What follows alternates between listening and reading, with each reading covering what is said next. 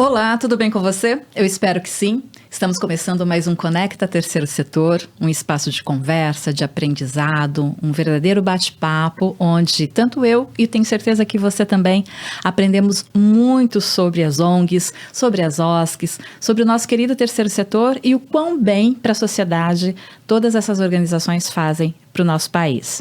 Hoje eu tenho a alegria de receber Mariana Campanato e eu vou deixar que ela mesma se apresente para você, para que a gente saiba e comece a aprender um pouco com ela. E eu tenho um recado para você, já compartilhe esse vídeo aqui, já distribua ele também para sua rede de conhecidos e amigos, para que a gente possa democratizar ainda mais o conhecimento sobre o terceiro setor e ajudar, aí sim, cada vez mais a fortalecer as organizações da sociedade civil. Você também é responsável por isso e a gente conta com o seu apoio nesse compartilhar de informação. Vamos começar a nossa entrevista então? Obrigada, Mari, pela sua presença aqui. Acho que a primeira coisa que a gente tem que falar é um agradecimento a você. Muito obrigada. Obrigada, Débora, pelo convite. É realmente uma honra. Estou muito feliz de estar aqui hoje. Que bom. Estamos felizes juntas, então, aqui.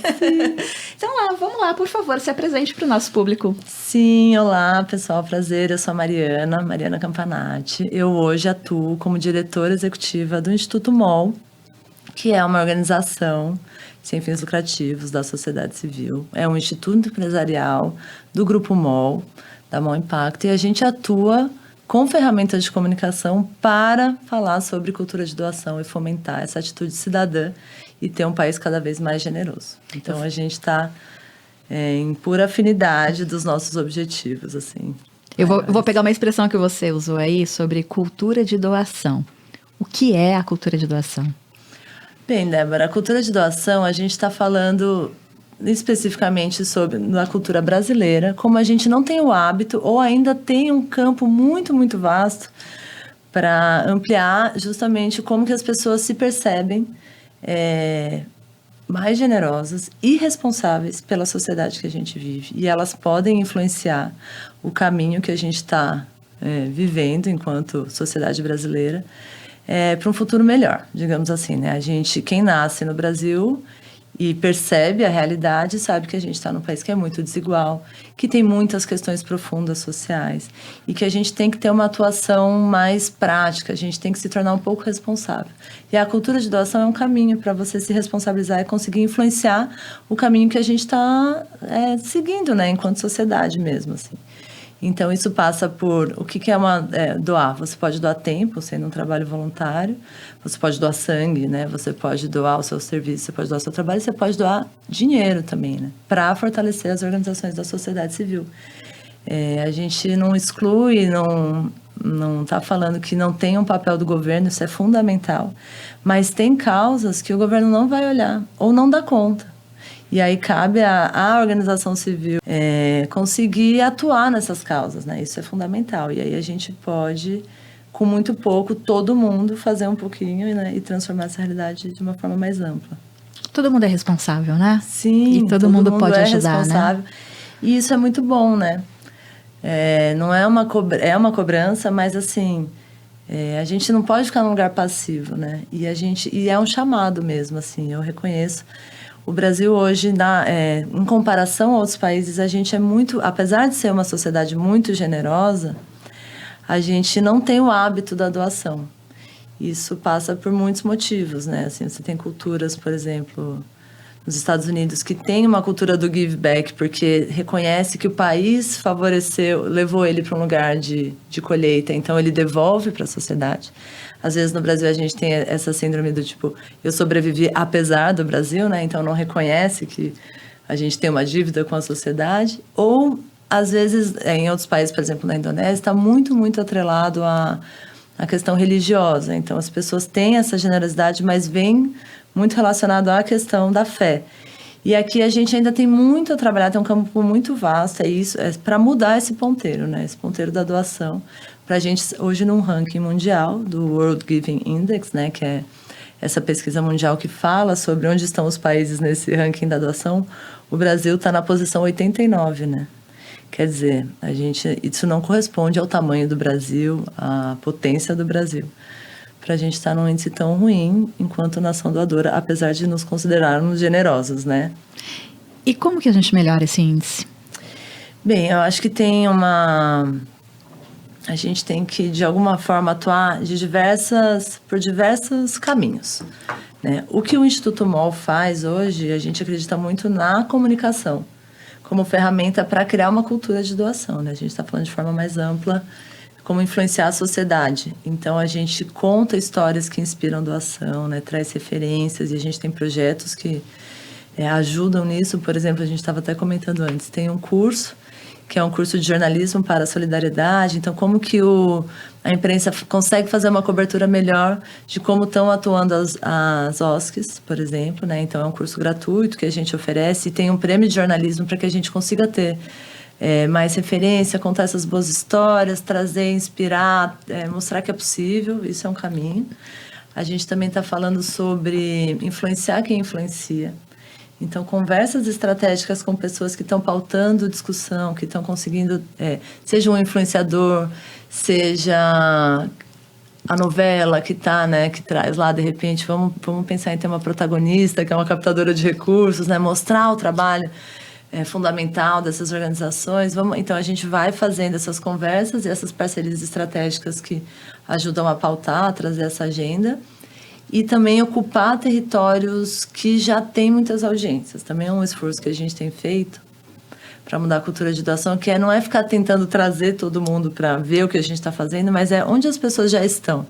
E ali levar a cultura de doação. Então, como a gente faz uma parceria com um grande time de futebol, ou com um grande festival de música, ou com a galera que está atuando com games, sabe? Assim, como que a gente consegue fazendo essa costura para, de alguma forma, a gente começar a influenciar uma agenda mais ampla de cultura.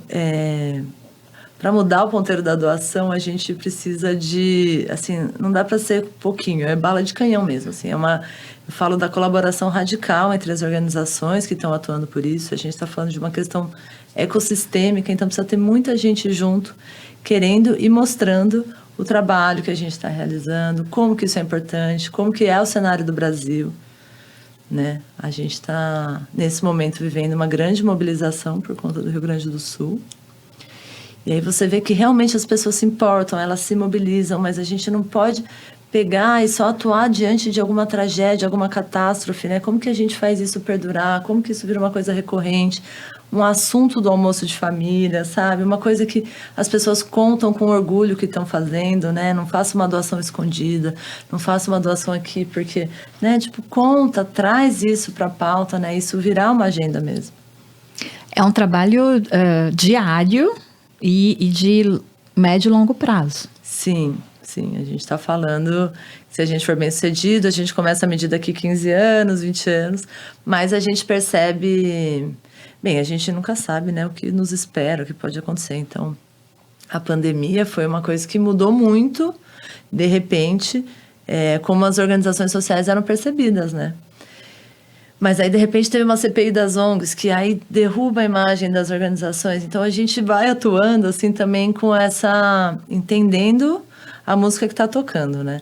Mas, claro, a gente está falando sobre uma mudança estrutural. Isso a gente vai falar para daqui 20 anos, 30 anos. Estamos medindo como, de fato, nas próximas gerações isso já vai estar refletido.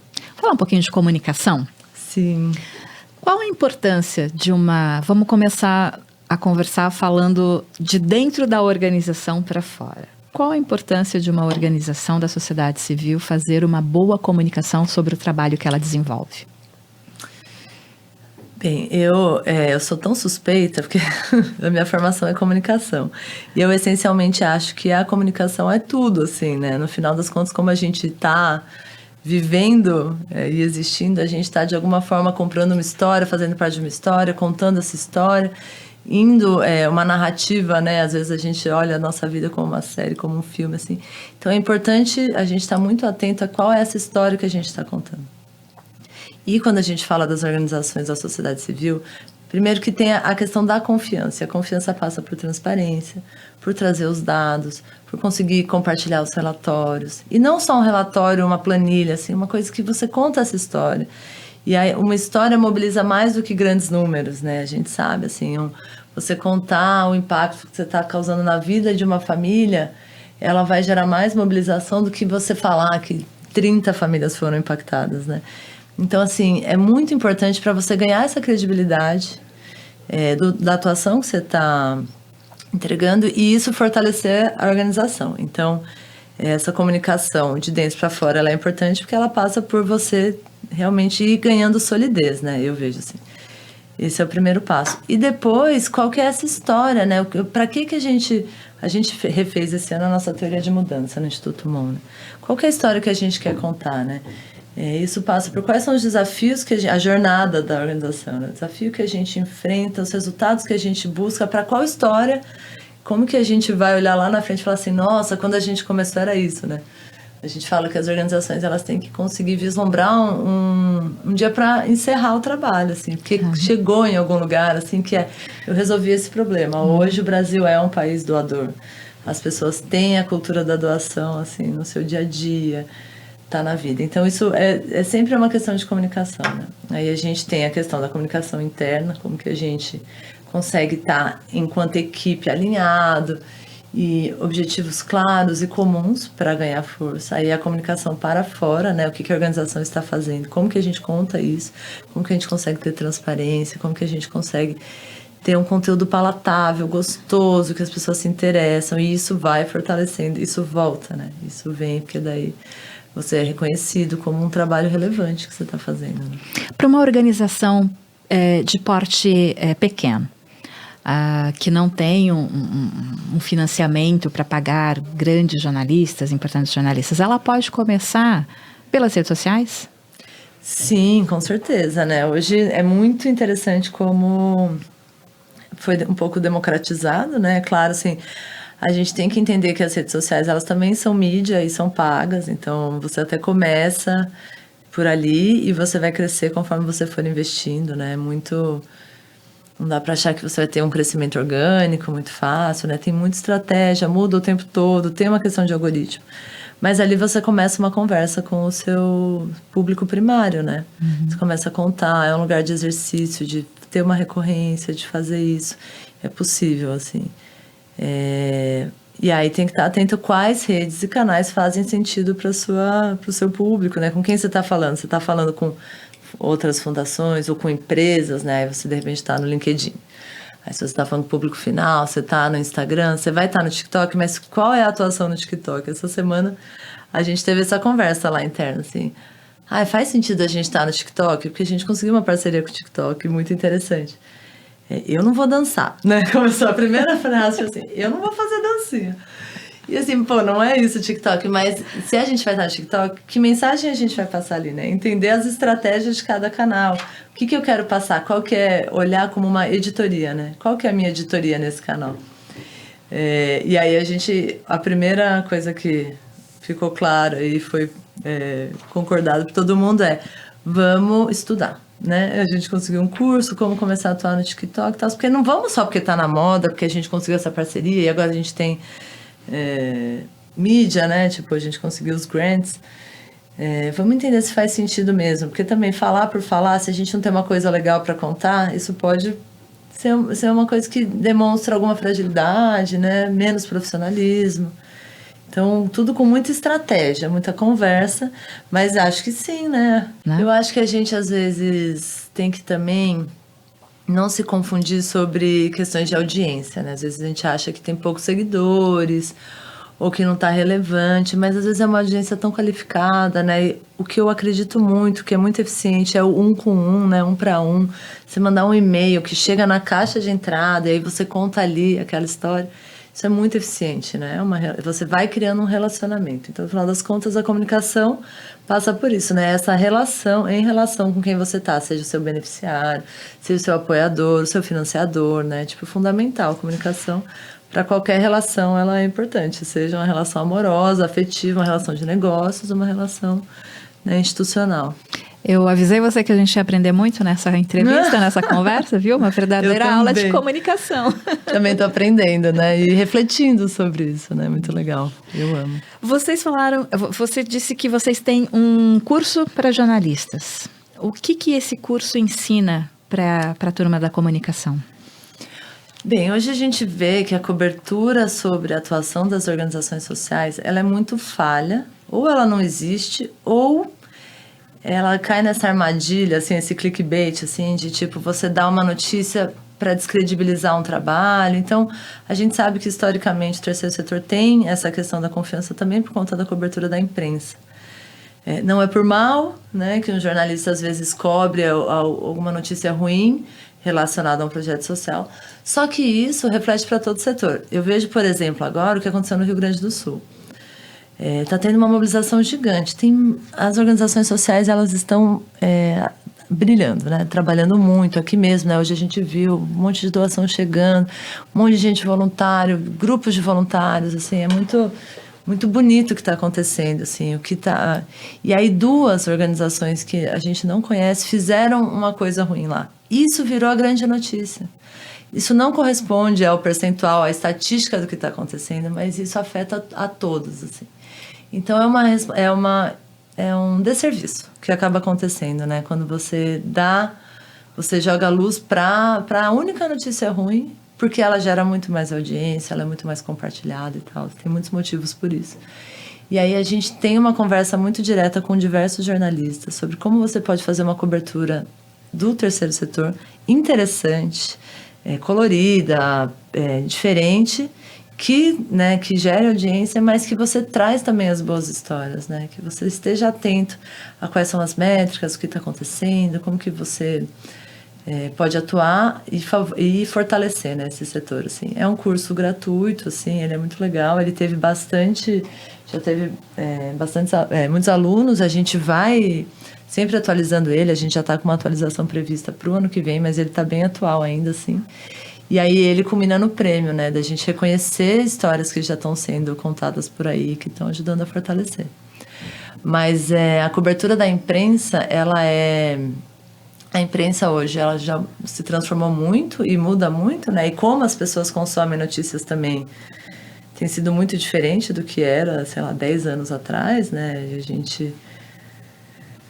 Eu até sou muito curiosa para saber como que as pessoas consomem notícias hoje em dia, assim, porque eu vejo que não tem ainda um lugar muito seguro que você vá na sua fonte, né? Acaba que você tem que pescar de vários pedacinhos e no final as pessoas às vezes só consomem por rede social e aí já chega com filtros e tal, né? E, enfim, muita desinformação, muita notícia que não foi apurada e tal. Então é fundamental a gente ajudar a fortalecer também todo o campo do jornalismo, né? A gente sabe que tem gente muito séria atuando, trabalhando. A comunicação, ela pode ajudar a melhorar ou fortalecer a gestão da organização? Acho que sim, né? Aliás, sem dúvida, né? Acho que você levantou essa bola, porque é isso que a gente percebe, né? Quando você tem essa comunicação, é ao vivo, né? Que o retorno vem na hora, assim. É sobre como você é percebido, e aí você consegue ir afinando o relacionamento, estando mais próximo, melhorando seu próprio trabalho, né? Tendo uma conversa aberta, e acho que as redes sociais são incríveis nesse aspecto, assim. A gente percebeu agora com essa situação dessa grande mobilização como a gente está sendo reconhecido como quem consegue ajudar a direcionar a doação. Porque é muito claro que tem uma grande insegurança, a questão da confiança, para quem eu vou doar, vai mesmo, faz sentido, é melhor eu doar para o governo, é melhor eu doar para a pessoa física, é melhor eu doar para a organização social. Então a gente percebe, por exemplo, tendo essa troca, a gente começa a perceber como a gente está sendo percebido e começa a ter uma atuação mais relevante também. Ajuda, né, a direcionar, influenciar a nossa comunicação, né? A gente está tendo essa troca. Então, está todo mundo perguntando isso. Poxa, vamos já postar sobre isso? Vamos falar disso? Vamos criar aqui um guia de boas práticas que tá... Então, vem desse lugar de entender a oferta e demanda, né? Então, a gente vai tendo essa conversa. Isso vai influenciando a própria atuação da organização. Claro, né? Muito claro quais são os nossos objetivos, o que a gente tem que fazer, como a gente está atuando. Mas a gente não pode ficar broadcasting, né? Assim, falando sozinho, né? Falando, achando que você posta lá e tá falando para todo mundo, você não tem um público bem definido, você não sabe o que você está falando, você não tem uma editoria, você quer só, né, ficar ali, ó. Isso não é eficiente, é o que eu falo. Melhor focar. A comunicação pode ser 1 para 1, eu falar com 10 e falar bem falado com esses 10 que eu sei, do que ficar, né, tipo, tagarelando qualquer coisa, cada hora uma coisa. Então tem uma estratégia, né, por trás disso, assim. Mas é na comunicação que a gente começa a transformar a cultura, seja da sociedade, seja a cultura interna da empresa, né? A gente está falando sobre como você cria essas narrativas e essas narrativas influenciam a própria atuação de cada um. E eu vejo, a partir da sua fala, que também uma boa comunicação pode ajudar na captação de recursos da organização. Sim. Né? Para que ela possa, ao comunicar mais e melhor, também captar mais e melhor. Sim, com certeza. A gente tem, por exemplo, o Instituto MOL é a frente sem fins lucrativos da MOL Impacto. A MOL Impacto é uma empresa que trabalha com produtos sociais. E nos produtos sociais, por exemplo, um livro que se vende, assim, que é aquela doação. Você compra metade é doado, né? E aí a gente percebe uma demanda de ter lá muito claro um relatório de transparência de tudo que está sendo feito com aquele recurso. Só que uma comunicação super palatável, bonitinha, linda, charmosa, que fala com o público daquele livro específico, e aí você consegue realmente, a pessoa é isso, né? Faz a doação e ela está confortável que aquilo está chegando e impactando a causa para a qual ela doou. Porque a gente tem, até recentemente vi nessa pesquisa do World Giving Index, que uma pessoa ela precisa ser pedida, impactada, eu não lembro exatamente, tá? Mas é tipo 15 vezes até de fato efetivar uma doação, né? A gente está falando de cultura de doação, então isso passa por comunicar muitas vezes, por muitos meios diferentes. Então, para a captação de recursos não é diferente, né? Você vai mandar um relatório de impacto, você vai bater um papo, você vai encontrar ali, você vai estar num evento e vai falar, tá num podcast, vai lembrar que você está falando sobre aquilo e você vai pedir. E a gente, muitas vezes, na comunicação e tá falando de doação, não pede, né? Isso acontece muito também. E é uma falha de comunicação. Eu gostei muito como você trouxe na sua fala de abertura, como todo mundo é responsável. E aí já é um pedido, né? E porque tá todo mundo construindo junto, né? Ontem mesmo estava conversando com pessoas que atuam no teatro e eles têm que lembrar, no meio da peça, e eu acho fundamental, como para aquela peça acontecer, 500 pessoas foram envolvidas naquela peça, além daquelas pessoas que estão no palco, né? Isso acontece, acho que, com organizações sociais. A pessoa quer apoiar uma organização que atua com criança, mas quer saber se aquele dinheiro vai chegar especificamente naquela criança, mas assim, quantas pessoas até aquele trabalho ser realizado, né? E aí a gente tem que explicar, contar, isso é comunicação, né? Muitas vezes, e sem cansar de falar, e a gente vai falar e vai sempre pedir, porque vai também trazer responsabilidade para as pessoas, né? São muitas etapas, e aí eu acho que a comunicação é fundamental. Na captação de recursos, isso acontece muito, né? Eu mesma já fui muito atrás de recursos, né? Nesse front de captação, e terminar uma apresentação, pitch, e no final ouvir assim, uau, muito lindo, parabéns, que trabalho legal. E eu não tinha um pedido claro para fazer, sabe? Naquela reunião, naquela conversa que eu consegui. Então eu acho que assim, a gente vai aprendendo conforme vai testando. Mas tudo é comunicação. O pedido claro que você faz é uma comunicação. Eu vou fazer um parênteses aqui para fazer um merchan. Na Escola Aberta do Terceiro Setor, a gente tem cursos de captação de recursos gratuitos online, que você pode acessar a hora que você quiser. E um deles é justamente sobre isso, sobre como fazer o pedido. Né? Então, assim, se faz sentido para você que está assistindo a gente, ou se faz sentido para alguém que você conhece, indica lá, Escola Aberta 3setor.org.br, e faça justamente isso que a Mariana está contando aqui para gente. O pedir é importante, saiba como pedir, né? Para que a pessoa também se sinta cada vez mais responsável por, né, fazer parte daquela ação social, daquele trabalho que está sendo realizado, né? Por que será que a gente tem tanta dificuldade em pedir, né? E acho que isso vale para a vida inteira, assim. Pedir ajuda, né? Ou colocar uma situação assim, sendo que normalmente as pessoas querem colaborar, querem ajudar e o pedido não chegou, né? Então a gente, acho que conseguir normalizar isso, né? Falar sobre isso, trazer de forma leve, acho que é uma arte mesmo. É um trabalho diário também. Sim, né? Muitas horas de voo, né? Mara, a gente está chegando ao fim da nossa conversa, né? Infelizmente, a gente fez um percurso aqui, uma jornada sobre gestão, sobre captação de recursos, sobre comunicação. E eu deixo aberto aqui, então, para suas considerações finais para o nosso obrigada, público. Débora. Queria compartilhar, já que a gente falou tanto de comunicação, né? Porque a gente tem essa afinidade, esse lugar. A gente tem um projeto que chama Descubra a Sua Causa, que é uma barreira muito grande que a gente percebe, assim, entre a pessoa que quer fazer alguma coisa e não sabe por onde começar. Descobrir qual que é a causa que faz sentido para ela é um caminho que facilita, né? Ela começar a se tornar responsável, assim, por essa jornada. E aí o Descubra a Sua Causa é um teste super lúdico, de comunicação, assim, ele é uma delícia, assim, você faz, assim, as perguntas são do tipo, com quem você gostaria de jantar, se você pudesse escolher? Gandhi, Oprah, não sei o que, sabe, assim? E aí você vai fazendo um teste muito leve, assim, depois descobre qual é a sua causa e aí a gente indica quais são organizações que a pessoa pode doar recurso financeiro ou mesmo atuar, né, voluntariamente e tal. Então eu queria fazer esse jabá porque eu acho que ele é muito sucesso de comunicação. A gente está agora até formalizando uma parceria com a Globo, que ele vai estar dentro da plataforma da Globo, para mostrar que tem essa demanda mesmo, sabe, assim, como é legal. E eu adorei participar, eu aprendi muito. Foi muito legal mesmo, assim, obrigada, te chamo sempre. A gente está aqui meio que atuando por causas afins, acreditando e fortalecendo esse ecossistema das organizações sociais. E a gente sabe quão fundamental é esse trabalho que está sendo feito, como a gente não pode ignorar, como não dá para ser feliz sozinho, nascer no Brasil, não dá para curtir e ver que a gente está numa realidade tão díspara, assim. Então, fundamental atuar, e eu agradeço muito o seu trabalho nesse front, né, que a gente compartilha, essa batalha mesmo, assim, tamo junto. É isso aí, estamos juntos, para um terceiro setor mais forte. Sim, né? Perfeito. Obrigada, Débora. Obrigada mesmo. E eu gostaria de agradecer você também, que está aí com a gente desde o começo dessa entrevista. Tenho certeza que aprendeu muito e já te convido para o nosso próximo bate-papo. Um grande abraço para você, obrigada pela sua companhia e até a próxima.